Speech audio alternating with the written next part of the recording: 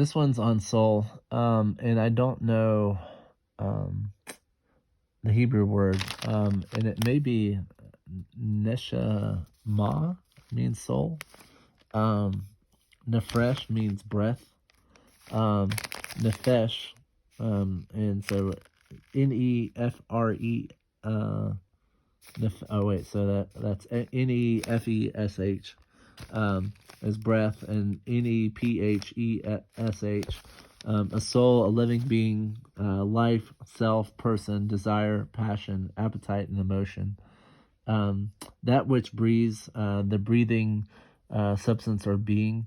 Ezekiel 13:18 does speak of this. If you look up Chabad.org, everything has a soul, is what it says. Dogs have a soul. Plants have a soul. Well, I don't know about plants. I don't know if plants have a soul. I do know that animals do. And I know that we do. But he was going into Nefesh being breath. So Chabad.org is where I found this information. The Ruach is the wind spirit.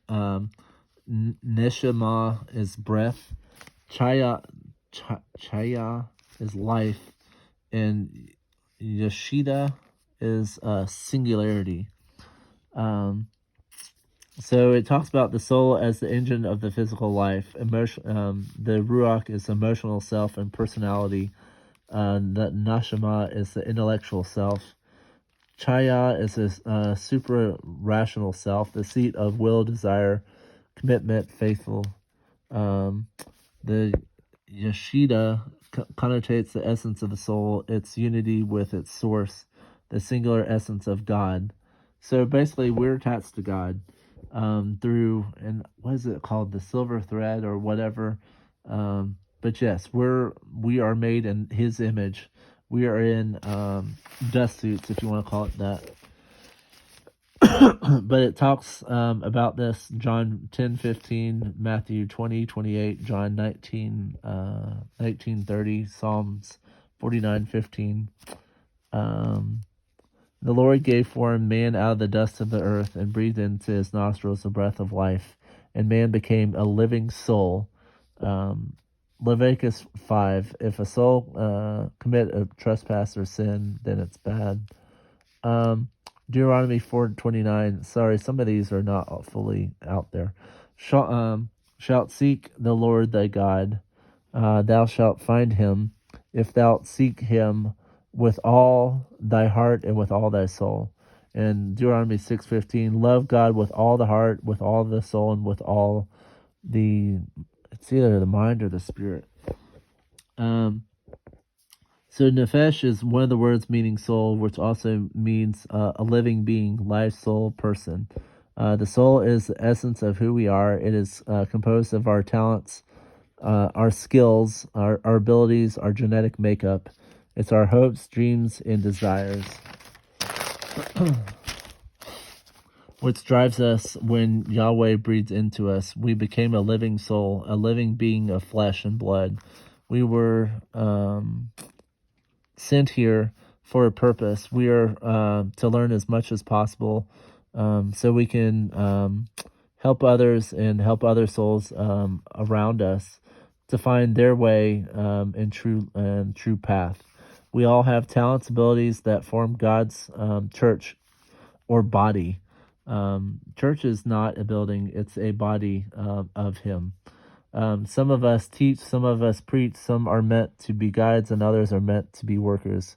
Be baptized and give our lives and our hopes and our dreams to Yahweh, who uses us for His glory. Our soul comes from Him, and we are a part of Him. There is nothing that can fill that void but Him. If you try to fill it with money, cars, sex, houses, whatever, you're going to be left empty. You can talk the richest person and they're still miserable because they have not found the truth. We try to fill our lives with many money, objects, with sports, cars, wealth, and other things, but they will never give us the peace of Yah or the wonderful heavenly things that He has prepared for each and every one of us. Those with position, power, and wealth have a lot harder of a battle. because that stuff will blind the heck out of you. It says that it's easier for a camel to go through the eye of a needle than the wealthy person to make it into heaven. Um, um, and so they will never be happy until we are fully in. So we will never be happy until we are fully connected with Him and fully around Him.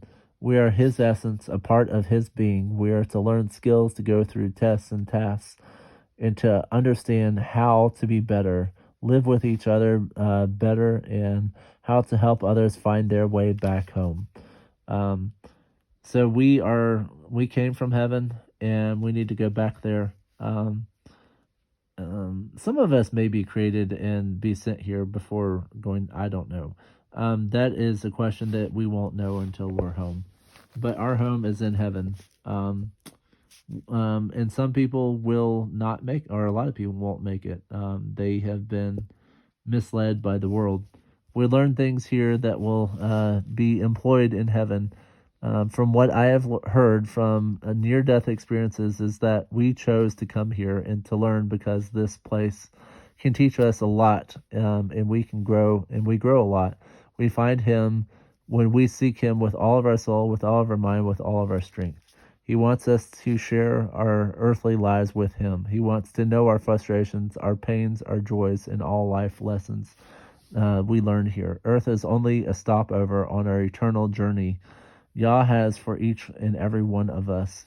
Um, and many wonderful plans, many wonderful experiences, and we can fully trust Him and know that He has the best for all of us. Heaven awaits all of us, but we have to choose whether to follow the world or follow Him.